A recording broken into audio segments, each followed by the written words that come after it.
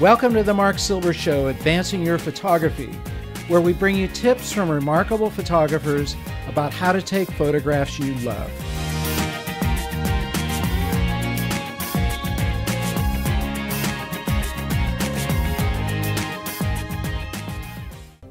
My name is Joseph Holmes. I'm a landscape photographer. I grew up in Berkeley. I've been making pictures of wild places for about 40 years.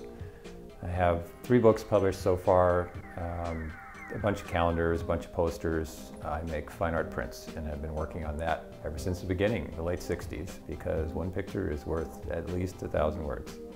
Joe, thanks for joining us on Advancing Your Photography. It's great You're to welcome. have you here. Thank you, Mark. My pleasure.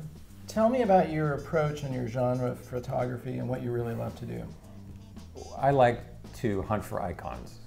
I want to make pictures that will change people's lives and change their outlook on the world, if it's at all possible. We're in a period of man, a time of man, as Joni Mitchell said, where it's relevant that people be turned on to what nature's all about and how valuable it is. And when I was in high school, I got turned on by a book, one of the early exhibit format books from the Sierra Club that Dave Brower put together with Richard Kaufman's photographs, color photographs of the Sierra Nevada, and it just struck me all at once. It was like that moment from the Blues Brothers when Jake says, "The bend, Elmo," and starts doing flips down the aisle and, in James Brown's church, and that's it. We can save the orphanage if we have a concert. So it really was amazing, and of course I had to doubt it for a while, but eventually after working on it, I figured that I was right, that this kind of work suits me well, that I'm good at composing things, which I have always thought of as the most important thing that a photographer does, is to make the composition. If you're a news photographer, that's not it. It's being there and finding the scene and getting a picture, but that's what I'm after, is icons and things that are very carefully considered, finely crafted works of art. What's the biggest inspiration you've had as a photographer? Well, I used to think that it was the great photographs that I had seen, and after a few years I finally realized that all what was going on in my subconscious, it was really John Lennon and Paul McCartney, more than anybody else who were inspirational. I mean, if I were inclined toward music, they would be the great inspiration, but it doesn't have to be that particular art form. The example that they provided was so amazing. I mean, people were so knocked out by so many of their songs, and they had just such an immense power over us that it was just a really, I don't know, it's a happy thought. It's a very happy thought what they did. And I'm glad I got to see them play live at Candlestick Park in San Francisco in 1966. Or was it 67? I forget. But awesome. Anyway, it was absolute bedlam.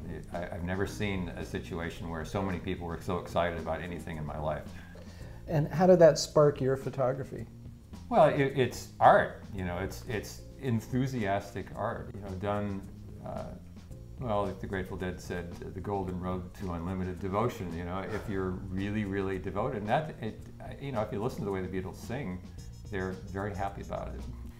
So it just, there was this strong subconscious thread between, their great art and my hope that I might possibly move people, with pictures that would be whatever I could do if I did the best I could. Any particular tips in terms of composition? Well, if you look at the edges, don't ignore the edges. Always can exhaust all the possibilities with a given composition. You can get as close as until you're too close, back up till you're too far, get too high, too low, too left, too right. Change, it's a matter of understanding intuitively 3D space and how to arrange things to make a composition. Know before you go what a good composition is, or what you think it is, and recognize it, find it, refine it, get the best you can out of it with the camera, and then realize that after the fact you're going to be able to tweak it a little bit. So Joe, what's a good tip for using the histogram? Okay, well, you'll hear photographers tell you over and over and over that you should expose to the right. Right? The object when exposing digital files, generally speaking, is to come fairly close to clipping the highlights, but don't clip them. Yeah. Expose to the right. Also use the blinky warning to look for small areas that are important highlights that don't show up in the histogram. If you've got a relatively flat subject that's only taking up half the histogram, you don't have to worry about it. You can expose it less, all right, safer. You could use auto exposure control and it'd be pretty good. It's when the subject starts to get contrasty and you have important bright highlights and important dark shadows that it gets to be hard. If it doesn't fit all the way, bracket. If you're on a tripod and you're willing to bother, you could deliberately overexpose to get a great one for the shadows and deliberately under to get a great one for the highlights and blend them together. Excellent. You know, that's called HDR, that's high right. dynamic range processing.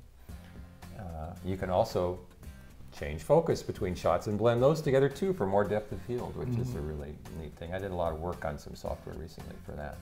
Yeah, beware of the lighting being very different from the white point that the camera is set to, which can throw off the way the histogram shows the red, green, and the blue. But if you have pretty ordinary lighting and your camera is set to automatic or daylight and you're outside, then you can pretty much believe, you know, more or less, give or take half stop, what the histogram tells you. Okay. How about emotions that you've hit as a photographer? Ask yourself the question, you know, if it's important to you for a picture to be really special, do you suppose it's important to other people for it to be really special too, as opposed to just an ordinary picture? So if you're becoming a photographer, you might want to ask yourself the question, do I want to make lots of pictures that are utilitarian and useful and good illustrations that somebody might buy for a magazine page? Or do you want to make one of the pictures that really knocks their socks off? And it's a very different problem to make the two. In one case, you sacrifice a lot for quality. In the other case, you sacrifice quality for quantity. And, okay. You know, I came to the conclusion long ago that I wanted to do everything for quality. I mean, you think about Ansel's work. If you took away the 10 best pictures, what would be left, or what is left, would be maybe half as strong. You know, so the power is in the ones that really click, where everything is working and where they have many dimensions of strength. And those are, by definition, a needle in a very big haystack. So you have to be ridiculously patient and work hard and be devoted to it and think that it matters. Otherwise, you just give up years ago and say, this is crazy. It costs money, it's a lot of work. But I dearly love the results when they're really good. You know, I've enjoyed that many times. And is there any kind of like tip for how you're going to encapsulate all that and get that Jake Elmo flipping through the church image? Well, but that's an experience that for that moment. I mean, you know, I certainly, if you find a picture where everything clicks and you get it, it used to be that I'd make an exposure that I knew was a really good one, I'd be jazzed for about a day. You know, I think, you know, walking on air for a while, and Autumn Leaves at Katy National Park, man, that's the one actually I think of every time I have that thought. But you know, if you want to be excited about it, it helps to actually get the picture, and then have somebody else see it and really like it. You know, and say that's pretty awesome. Joe, any final tips for photographers who just want to get better photographs? Well, be careful, work hard, do everything you can do to make the picture better.